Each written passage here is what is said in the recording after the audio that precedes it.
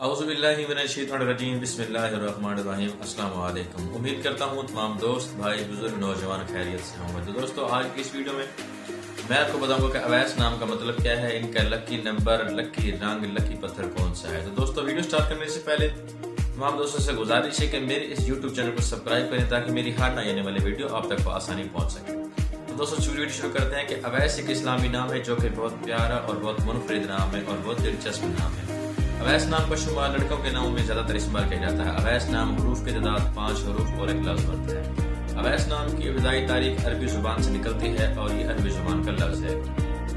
अवैस नाम का मतलब है एक बुजुर्ग का नाम। अवैस नाम का मतलब है एक बुजुर्ग का नाम। दोस्तों अगर लकी दिन के हवाले से बात की जाए तो अवैस नामी अफराद के लिए लकी दिन जुमा और हफ्ता माना जाता है।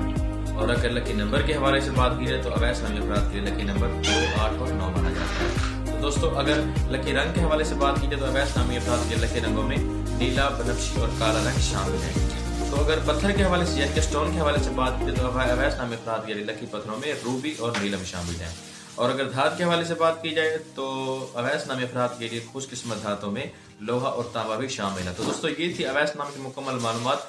अगर आप अपने नाम का मतलब जानना चाहते हैं तो अभी हमारे कमेंट सेक्शन में अपना नाम ऐड करें। शुक्रिया।